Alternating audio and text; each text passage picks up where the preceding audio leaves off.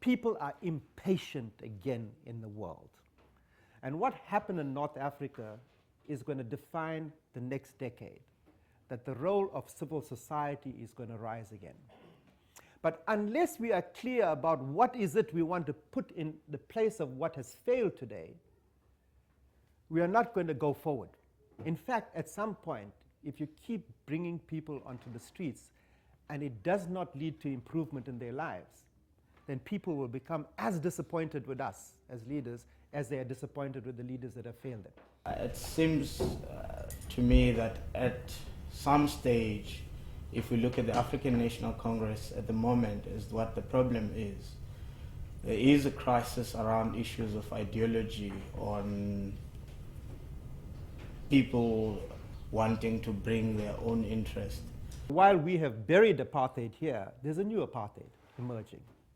There's a new apartheid even within our country, between people that have benefited from democracy and people that today continue to live where conditions deteriorate and where poverty remains persistent, where inequality is growing, where corruption flourishes, and we have to ask ourselves the question, why?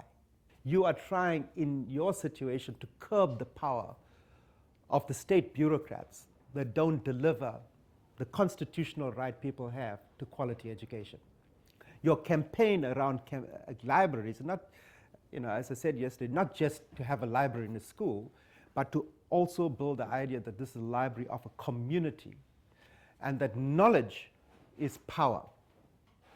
But that is a rallying point that parents can understand, because what is the idea of every parent? They want their children to be better than they are. So you can try and get the parents' support for it. And as you build these coalitions, you start to understand how you build power.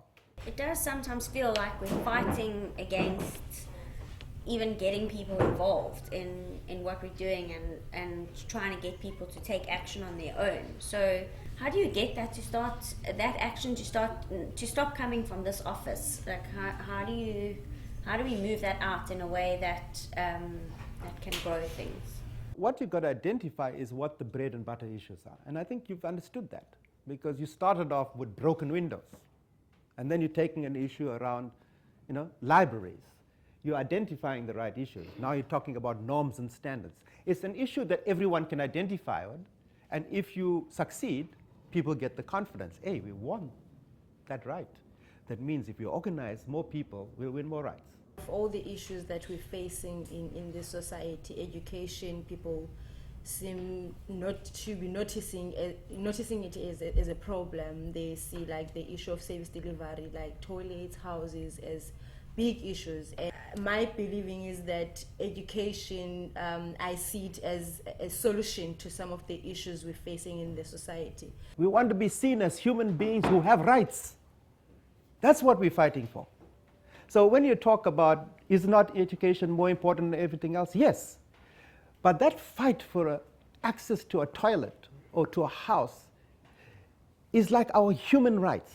So the right to education is like a human right.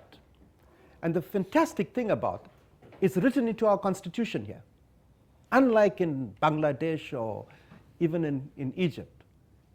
It's how do we use these tools that we have to build the organization that's going to speak truth to power and confront power. And if we want the education system to work, then we want to have teachers that come on time. We want to have teachers that are committed to teaching properly and are prepared. And we want them in the classroom for all the time that they're supposed to be. And we want them from Monday to Friday. So I think that there's an approach to unionism that we need to start talking about. And I think this should be the demand that is coming from equal education at some point. It's about timing. But at the end of the day, we cannot deliver quality education if we don't have the teachers in the classroom. So, there's some basic things that we can do that improve lives of people. And that's our job, is to make sure that the state does what it is supposed to do. Whenever we go to schools and we get to speak to the teachers and principals and interact, sometimes we get a negative attitude it's like we invading, or we want to expose them. Wherever you go, you're going to meet opposition because everyone is going to think that you are trying to tell them how to do their job. Also, if you're asking for rules to be implemented, then there are good teachers in every school, and there's some bad apples as well. And you've got to find a way of working with the good teachers to build a relationship. The fantastic thing is where you find the principal, the right person, who says what you are doing is absolutely right. Because the principal who says, if I have an organization in the school, and that organization is insisting that learners must be in school on time, then they are helping me do my job.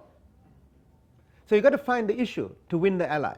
I hear you embarrassed our minister at the last conference you had. I think it's good to show you're not afraid, to be fearless. You want to embarrass them. In fact, they should be a lot more embarrassed by what we've done. So don't hesitate to embarrass them. You've got to embarrass them.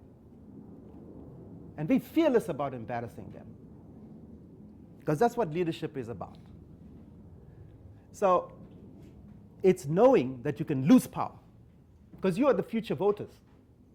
And if you tell them that, listen, you don't listen to us, we have the right to vote now. And we're not voting for a politician or a political party. We're voting for a better life. That's what we committed as a movement in 1994, to deliver a better life to our people. It was our contract with our people.